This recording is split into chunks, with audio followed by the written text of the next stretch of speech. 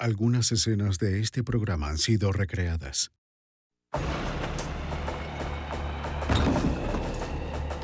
Una pesadilla hace estragos, destrozando a una familia de Dallas. Un padre hace un escape desesperado mientras su esposa e hijos son secuestrados por un traficante de drogas. Agentes del FBI compiten contra el tiempo para encontrar a los rehenes y al secuestrador. Un rastro de cuerpos marca el camino hacia Gino Camacho. La evidencia se acumula, no tienen sospechosos evidentes. El centro de comercio es bombardeado. Ted Kaczynski es arrestado. Fugitivo a un prófugo.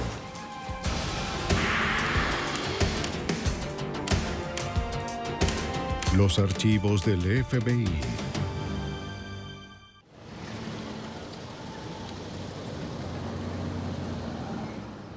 Infiltrando el cartel. En la primavera de 1988, los narcóticos se habían infiltrado en las comunidades de clase trabajadora de Dallas, Texas. Un aumento de robos y allanamientos siguió al tráfico de drogas. Algunas familias se mudaron de las zonas de alta criminalidad al vecindario de Pleasant Grove.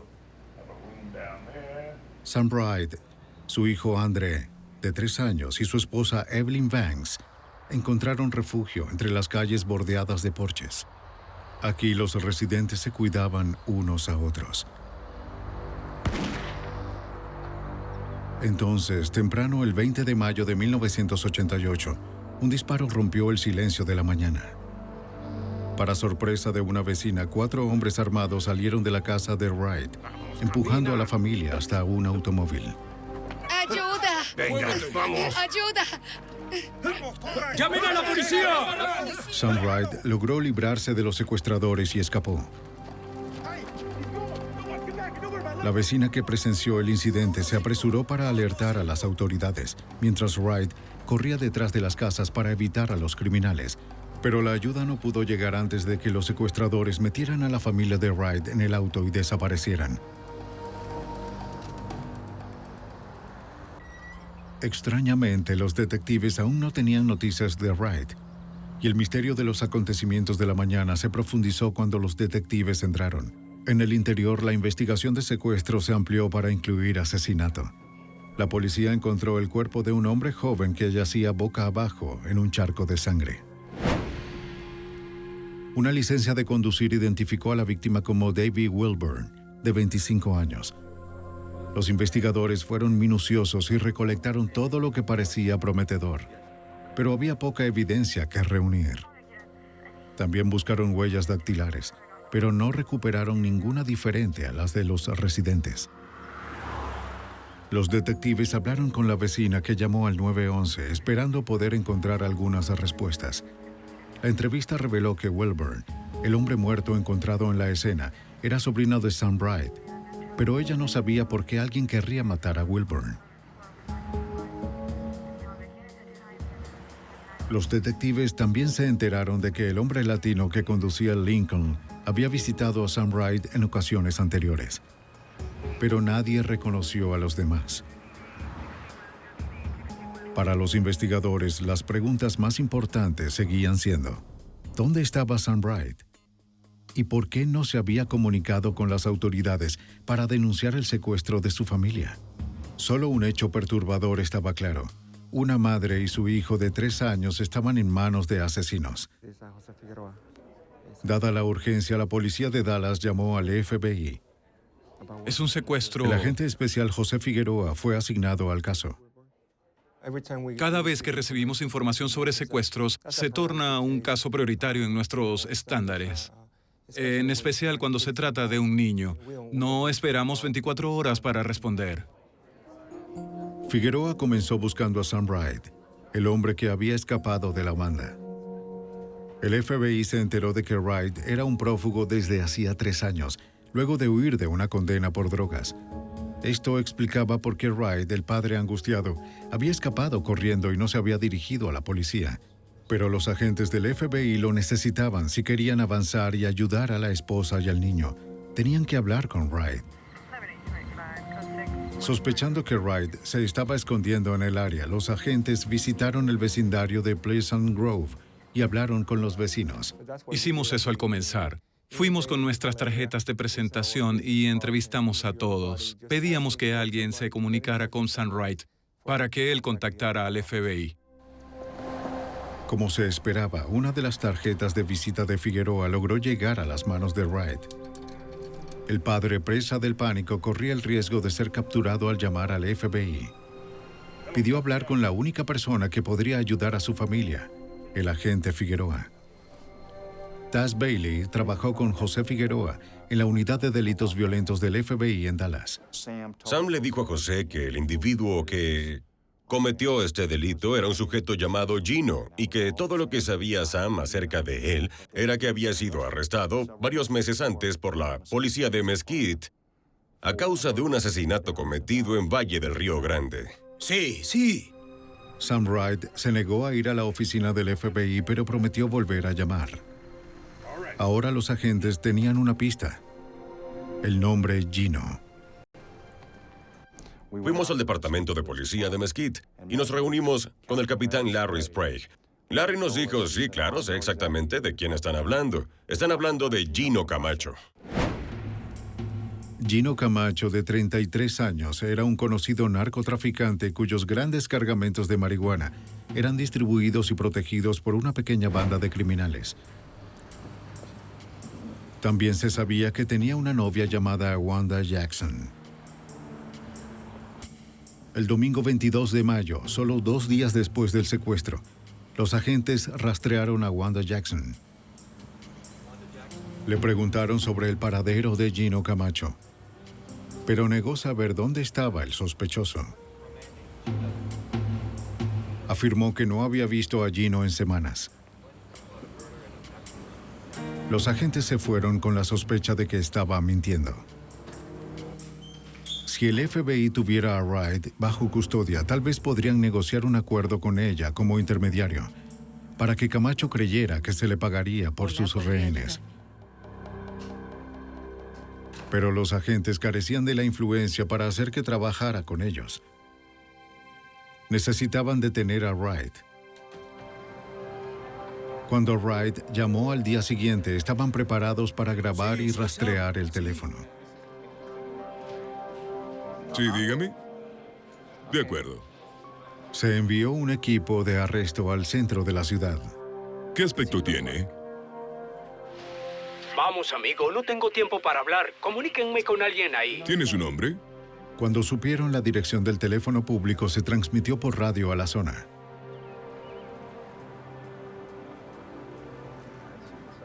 Los agentes encontraron a Wright, que seguía usando el teléfono. Ya lo encontramos. Pero no actuaron de inmediato. Aunque estaba desesperado por encontrar a su familia, Sam Wright era un traficante de drogas condenado, un fugitivo de la ley. El FBI no sabía hasta dónde podría llegar para evitar la captura. Los agentes vieron a un hombre esperando en el auto por el fugitivo. Wright podría tener otros cómplices apostados cerca.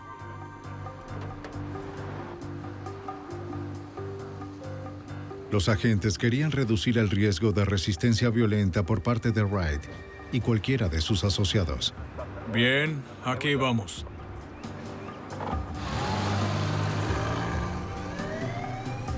Cuando estuvieron seguros de que Wright y su chofer no tenían otros cómplices, los agentes actuaron. ¡FBI, salgan del auto! ¡Salgan del auto! ¡Abajo! ¡Abajo! Wright fue arrestado sin inconvenientes debido a su orden de captura pendiente y puesto bajo custodia. Hola. Los agentes Bailey y Figueroa comenzaron el interrogatorio del fugitivo capturado. Solo puedo decir... Wright describió los eventos del 20 de mayo de 1988. Fue la peor pesadilla de cualquier familia. Entiendo. Ven, mi pequeño. Ese día, Wright entretenía a su pequeño hijo André. Y... Su esposa Evelyn estaba sentada sola abajo.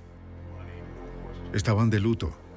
La madre de Wright había fallecido en Luisiana. Estaban esperando que su sobrino David Wilburn llegara y llevara a la familia al funeral. Wright estaba pendiente de la llegada de Wilburn, ya que los visitantes no tenían acceso a la puerta de entrada.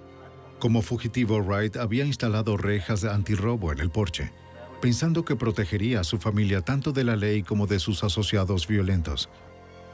Pero las rejas no lograron contener la ira de Gino Camacho. Sin previo aviso, 4 hombres irrumpieron en la casa, blandiendo armas automáticas. El pasado de Sam Wright lo había alcanzado. El sujeto de nombre Gino ¡No te gritaba muevas! que quería el dinero que se le debía. ¡Te mataré! Wright juró que no lo tenía y suplicó misericordia. ¡Te voy a matar aquí mismo si no me dices dónde está! La furia de Gino solo se intensificó. ¿Me entiendes? Y entonces, En ese momento llegó el sobrino de Wright, David Wilburn. de detener y... ¡Muévete! ¡Al suelo! No podría haber llegado en un peor momento. ¡No te ¿Qué muevas! sucede? No entiendo. Aunque era un hombre grande, los hombres de Gino lo dominaron rápidamente. Wright describió a su sobrino como un alma gentil que nunca lastimó a nadie. Gino gritó que vino a hacer negocios. Para probar su punto, colocó la boca de un revólver .357 en la parte posterior de la cabeza de Wilburn. Un segundo después, un solo disparo le provocó la muerte instantánea. Wright observó impotente cómo el cuerpo sin vida de su sobrino se derrumbaba a unos metros de distancia. Sam Wright estaba desesperado por colaborar, pero juró que no tenía más información que pudiera ayudar a los investigadores a localizar a su familia. Mientras Wright permanecía bajo custodia, el reloj seguía corriendo para su esposa e hijo. Para agilizar las pistas, la policía de Dallas y el FBI orquestaron una campaña en los medios. Los periódicos del área y las estaciones de televisión presentaron imágenes del rostro de Camacho. Las autoridades pidieron a los ciudadanos que aportaran cualquier información sobre el paradero del sospechoso.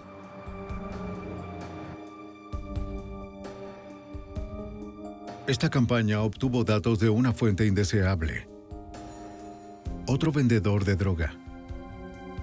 David Muñoz, un vendedor de poca monta, llamó al FBI y fue puesto en contacto con el agente Bailey. Muñoz afirmó que reconoció al secuestrador en una noticia televisiva. Dijo que tenía información que podría ser útil para la investigación. ¿Usted llamó a mi oficina? Muñoz hizo arreglos para encontrarse con Bailey en su motel de Dallas, tarde en la noche. Le dijo a Bailey que sabía quiénes eran los cómplices de Camacho. Incluso ofreció entregar a Camacho al FBI como parte de un trato poco ortodoxo. Lo que Muñoz quería negociar a cambio era quedarse con el cobro de deudas de drogas y entregas de Camacho, y que lo dejáramos actuar y no lo molestáramos.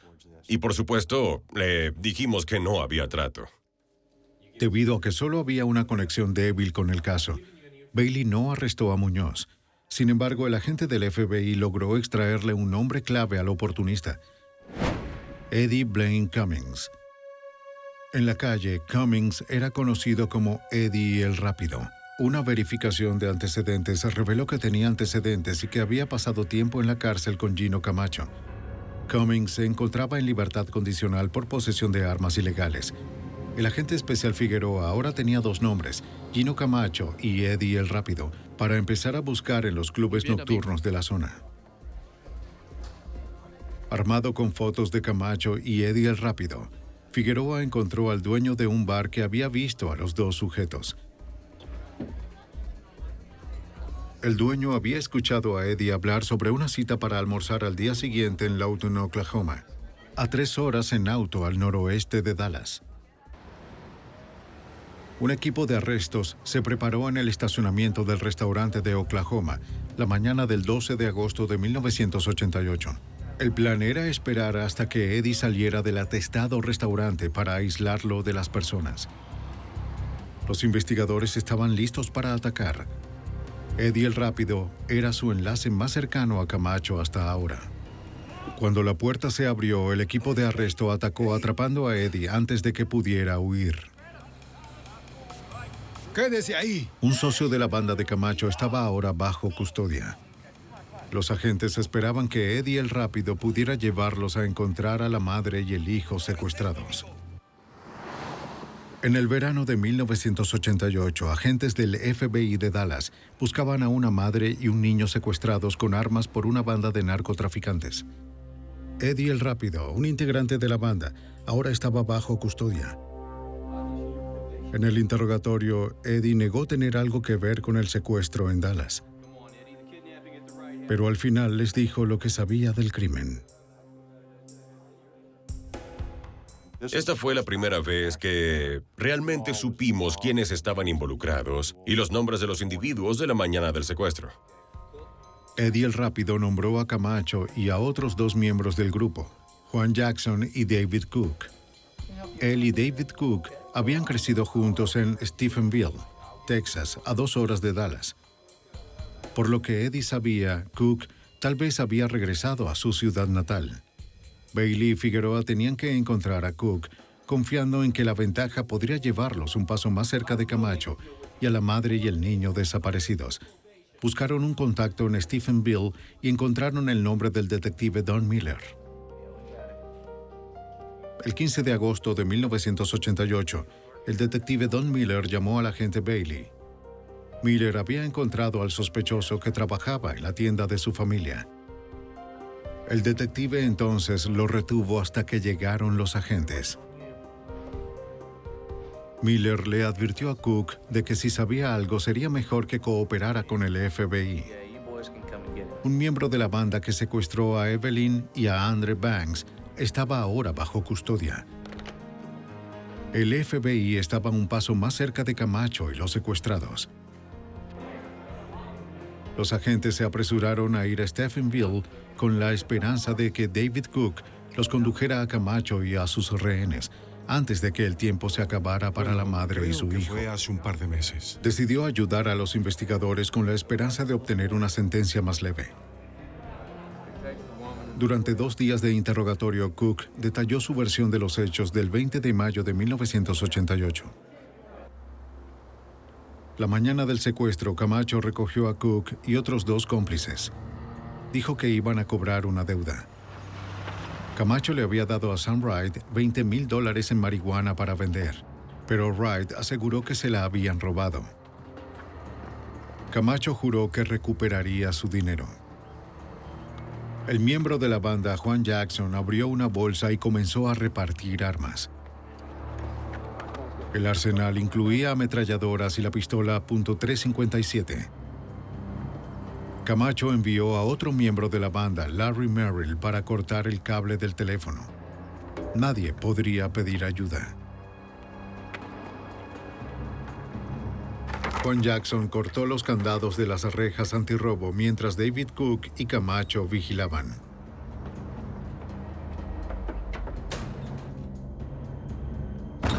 Irrumpieron por la puerta de entrada y encontraron a Evelyn Banks en la sala de estar. Camacho ordenó que sus hombres revisaran toda la casa con las armas desenfundadas. ¡Busquen el dinero! ¿Dónde está el dinero? ¡El dinero! ¿Dónde está? ¿Qué haces? ¡Muévete! Queremos el dinero. Quédate ahí. ¿Dónde está? ¡Muévete y dámelo! ¿Me escuchaste? La banda juntó a la aterrorizada familia en la sala de estar mientras la furia de Camacho aumentaba. Dijo que si la familia no cooperaba, morirían. Camacho le dijo que pusieran al bebé en el sofá junto a su madre y que si el bebé se movía o le causaba algún problema, le dispararían. ¡Busquen el dinero! ¿Dónde está mi dinero? ¡Vamos! ¡Abajo! ¡Dámelo! ¡Dame mi dinero! ¡Dámelo! Gino comenzó a gritar cómo lo habían estafado, cómo no lo habían tratado con respeto y que quería su dinero y lo quería ahí mismo. En medio de todos los gritos llamaron a la puerta. Los agresores primero pensaron que los vecinos habían llamado a la policía.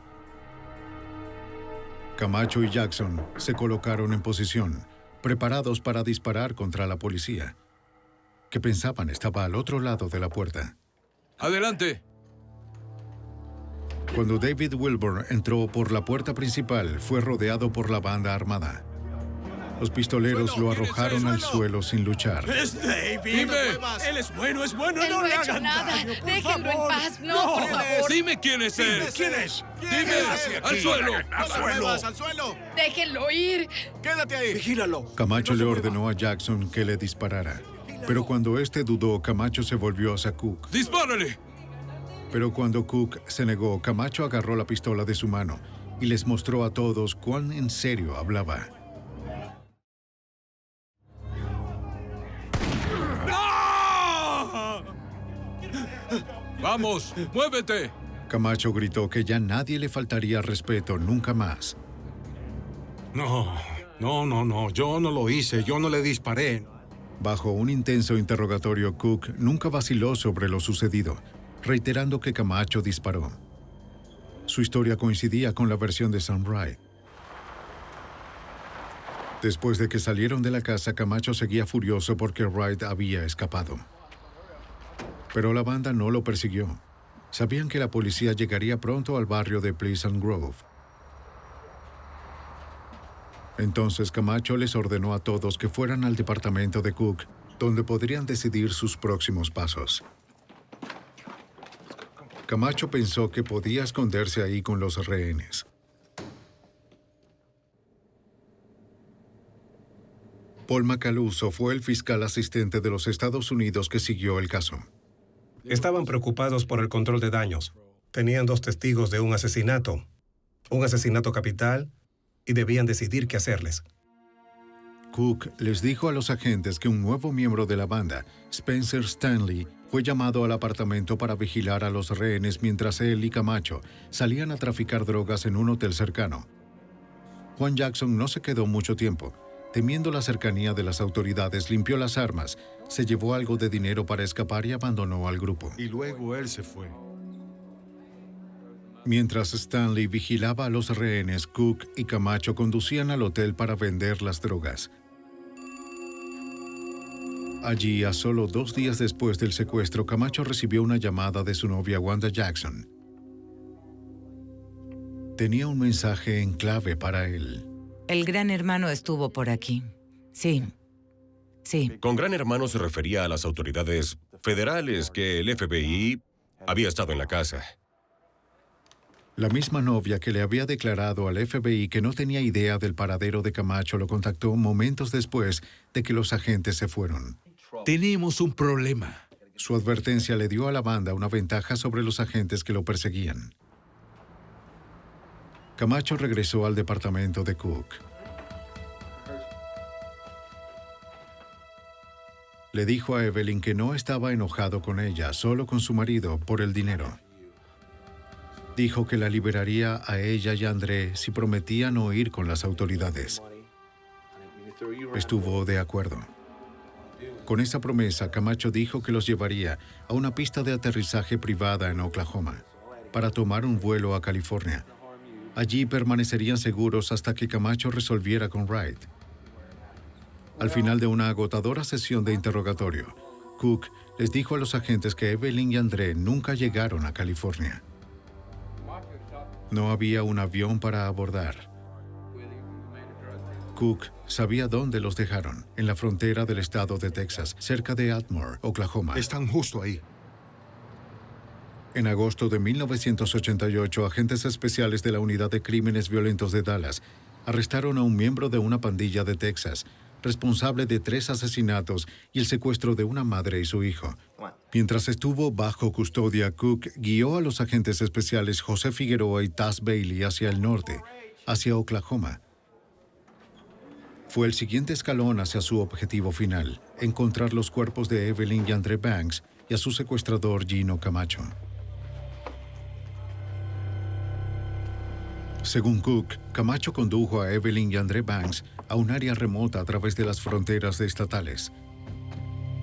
El líder de la banda prometió llevar a la madre y al niño con sus parientes en California, en un vuelo desde una pista de aterrizaje oculta detrás de los árboles. Se detuvieron a un lado de la carretera y juntos se adentraron en el bosque. Spencer Stanley iba adelante llevando a André, de 3 años. Pensó que en unas horas estaría en la costa oeste donde permanecería hasta que su esposo pagara la deuda de drogas que le debía a Camacho. Pero a medida que se adentraban más en el bosque, Evelyn no vio ningún claro donde podría aterrizar un avión. Entonces vio el hoyo. En un instante se dio cuenta de lo que eso significaba y se desmayó del shock. No había pista de aterrizaje ni vuelo hacia la libertad. Ella y su hijo fueron llevados a morir. Spencer Stanley arrojó a su hijo a la tumba abierta. Camacho disparó 4 veces.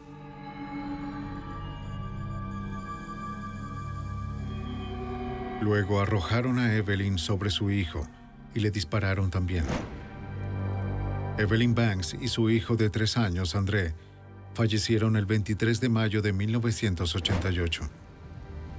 Esta fue la escena espeluznante que David Cook le describió a los agentes mientras los llevaba al sitio. Los agentes casi habían llegado a su punto de frustración cuando finalmente Cook reconoció el área. La búsqueda de las víctimas de Camacho comenzó a finales de un verano sofocante. El caso federal de secuestro también se había convertido en un caso de homicidio. Camacho ya había matado a 3 personas. Pero si los agentes querían probar su caso contra el asesino, tenían que encontrar los cuerpos. Para identificar el sitio del entierro, los agentes comenzaron su búsqueda entre los árboles. Mientras caminábamos detrás de los cedros, se podía ver una depresión en el suelo donde alguien había cavado. Todo el césped había sido arrancado. Cuando los investigadores llegaron al lugar, habían pasado 3 meses desde los asesinatos. Comenzaron una excavación minuciosa. Quitaron montículos y capas de tierra, teniendo cuidado de no perder o destruir ninguna evidencia. Cerca de la superficie, los agentes encontraron casquillos de un arma de calibre .38. Eso encajaba con la historia de Cook de que Camacho había disparado una pequeña pistola semiautomática. La excavación continuó a un ritmo dolorosamente lento. Recordemos que era finales de agosto. Hacía unos 33 grados y alrededor de 90 grados de humedad. Era un área con muchos árboles, por lo que no circulaba el aire. Es decir, como un encierro. Estuvimos cavando casi 2 horas. Entonces uno de los agentes golpeó algo duro. Parecía hueco. Otro golpe rompió una corteza parecida a una costra. De pronto, un hedor nauseabundo abrumó a los agentes. Y un horrible olor a cadáver en descomposición salió del agujero y los dos nos salimos y nos metimos en los arbustos, vomitamos y luego tuvimos que regresar. Antes de enterrar a Evelyn y André, Camacho y sus hombres cubrieron los cuerpos con arena para gatos para ayudar a ocultar el olor. Pero la arcilla de la arena absorbió la humedad de los cuerpos y luego se endureció creando una capa hermética que redujo la velocidad de descomposición y preservó los cuerpos para la autopsia. A pesar del hedor nauseabundo, los agentes prosiguieron. Frotaron mentol debajo de sus narices para eliminar el olor y continuaron trabajando. Estaban decididos a construir un caso firme contra Camacho y su banda.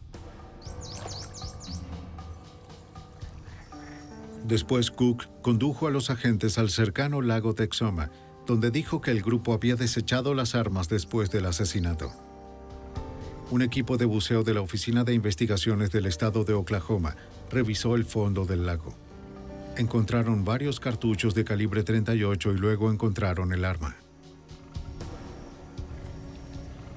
La evidencia física contra Gino Camacho ahora era sólida y corroboraba el testimonio de un testigo ocular. Los agentes federales estaban seguros de que podrían obtener una condena por 2 cargos de secuestro y 3 por asesinato. Pero Camacho seguía en libertad. Los agentes pronto supieron que cometió otro asesinato. Cook le dijo al FBI que también podría llevarlos a ese otro cuerpo. A finales de agosto de 1988, el FBI en Dallas había capturado a David Cook, un miembro de una violenta banda de narcotraficantes de Texas. El líder, Gino Camacho, buscado por secuestro y 3 asesinatos, todavía estaba prófugo. Cook estaba cooperando con los agentes en la búsqueda de Camacho. había llevado a los investigadores al sitio de entierro de las víctimas de asesinato más recientes de Camacho.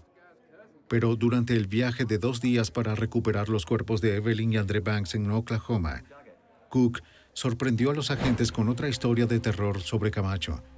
Esta vez Camacho había desatado su ira contra una mujer llamada Pamela Miller. Los agentes ahora centraron su atención en su paradero.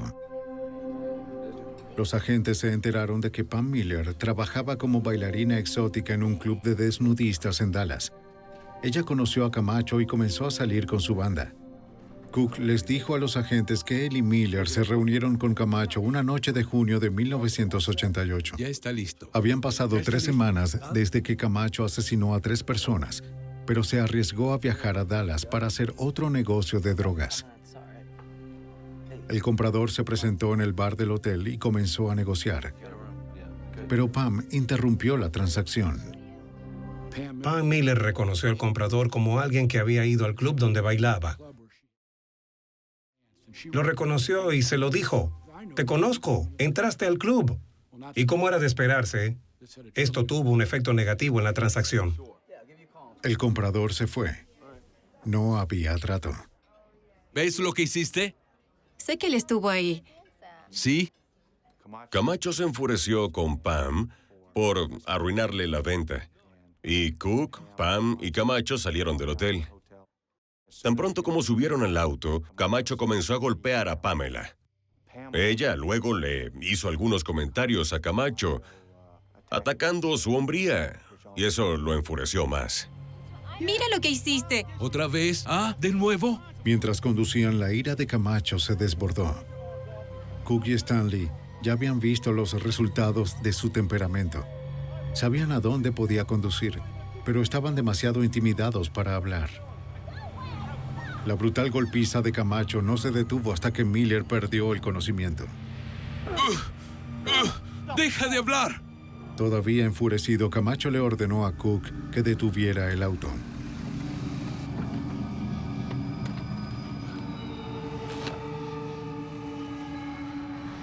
Arrastró a Miller a la carretera. Colocó su cuerpo inerte detrás de la rueda trasera derecha y le gritó a Cook que retrocediera. ¡Oye, Gino! ¡Retrocede el auto, ya! Cook obedeció. Condujeron a Stephenville. Fueron a un departamento alquilado por David Cook. Tomaron el cuerpo de Pamela y lo metieron dentro de un barril que estaba en el patio. Pusieron una bolsa de basura encima para que nadie viera que ahí había un cuerpo. Se quedaron allí el fin de semana, Camacho, Stanley y Cook. Estuvieron bebiendo cerveza y festejando, hasta que Camacho decidió deshacerse del cuerpo. Así que le preguntamos a David, ¿dónde encontraremos el cuerpo de Pamela? Y él respondió, no lo harán. Y dijimos, ¿por qué no? Dijo, la cortamos y la metimos dentro de un triturador de árboles. Mientras yo conducía, José estaba en el asiento delantero. Miré a José, él me miró, nuestras bocas se abrieron y casi me salgo de la carretera. No podía creer lo que acababa de escuchar. Cook condujo a los agentes del FBI al sitio boscoso en el rancho donde habían pulverizado el cuerpo.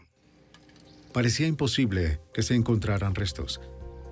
La trituradora no solo había destruido el cuerpo, sino que ya habían pasado unos 2 meses desde el horrendo acto. Era probable que el ardiente sol de Texas hubiera acelerado la descomposición de los restos.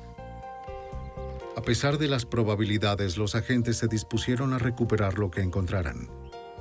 Partiendo del testimonio de Cook, los agentes averiguaron la ruta de descarga de las trituradoras, establecieron un sistema de cuadrículas y comenzaron a recorrer meticulosamente la escena. El proceso llevó horas, pero el trabajo duro dio sus frutos. Del suelo, los agentes recuperaron fragmentos de huesos y tejido. En las ramas de los árboles encontraron más tejido, secado por el sol. Cada pieza fue empaquetada y etiquetada según su ubicación. Los agentes también recuperaron dientes. Una revisión de los registros dentales de Pamela Miller permitió una identificación positiva de la víctima. Pamela Miller, de 23 años, era la cuarta víctima de Camacho en pocas semanas. Sin embargo, su asesino aún estaba prófugo, y cada día que permanecía libre representaba una amenaza para cualquiera que se cruzara en su camino. Pero pronto un evento importante en el caso surgió cuando la familia de Spencer Stanley, el miembro de la banda que había ayudado a Camacho a matar a 3 víctimas, se puso en contacto con el FBI. Les informaron a los agentes que Stanley estaba escondido en un parque de caravanas de Huntsville, Alabama. Stanley les dijo a los investigadores que había arrojado el revólver .357 que Camacho usó para matar a David Wilburn en el lago Ray Hubbard, cerca de Dallas. Un equipo de buceo del FBI registró el fondo del lago. Nunca encontraron un arma. ¡Encontré algo! Pero sí encontraron una carcasa de un revólver .357 y varias balas. Las balas recuperadas fueron llevadas a la unidad de materiales y dispositivos del FBI en Washington, D.C. para un análisis de activación de neutrones. Los agentes esperaban que las balas del lago Ray Hubbard coincidieran con la bala que mató a la primera víctima de Camacho, David Wilburn. El análisis de activación de neutrones se basa en el hecho de que las balas de plomo se crean en lotes y cada lote de plomo es único. Los examinadores del FBI tenían que preparar las balas para la prueba retirando el plomo de los proyectiles y dejarlos listos para el transporte a un reactor nuclear. Las muestras de plomo fueron introducidas en el núcleo del reactor hasta que absorbieron neutrones y se volvieron radioactivas. La radioactividad se midió y dio una lectura precisa de los elementos químicos que se encontraron en el plomo, una firma radiactiva. Los examinadores concluyeron que las firmas de cada bala eran idénticas. Las balas del lago Ray Hubbard y del cuerpo de Wilburn provenían del mismo lote de municiones. Aunque la evidencia física contra Camacho continuaba creciendo, no acercó a las autoridades a la localización del fugitivo. A través de un informante, el FBI se enteró de que Camacho había escapado a México y se estaba escondiendo en un pequeño pueblo al sur de la frontera con Texas. Las autoridades de los Estados Unidos intentaron que lo arrestaran y extraditaran, pero las autoridades mexicanas no pudieron cooperar. Aseguraban que la ciudad donde se encontraba Camacho estaba controlada por narcotraficantes que estaban fuertemente armados. Si la policía mexicana intentaba hacer un arresto, habría muchas bajas. El FBI necesitaría otro plan para llevar al líder de la banda ante la justicia. Después de 4 asesinatos en los Estados Unidos, el traficante de drogas Gino Camacho había escapado a México, fuera del alcance del FBI. Pero sin sus compañeros o el negocio del tráfico de drogas que lo sustentaba, su dinero comenzó a agotarse. Para la primavera de 1989, Camacho necesitaba efectivo con desesperación. Aún tenía proveedores en México, si es que podía encontrar un comprador en los Estados Unidos. Debido a que temía cruzar de nuevo a los Estados Unidos, buscó a un intermediario con contactos de distribución de narcóticos al norte de la frontera. El intermediario de bajo nivel con el que se encontró Camacho trabajaba como informante para la Agencia Antidrogas de los Estados Unidos. El informante le dijo a su contacto en la DEA que un hombre llamado Gino quería establecer un negocio de drogas. El agente de la DEA, John Lund, estaba asignado en Fort Worth, Texas. Sabía que Gino Camacho era buscado por el FBI. Sospechando que era la misma persona, Lund le dijo a su informante que quería hacer el trato.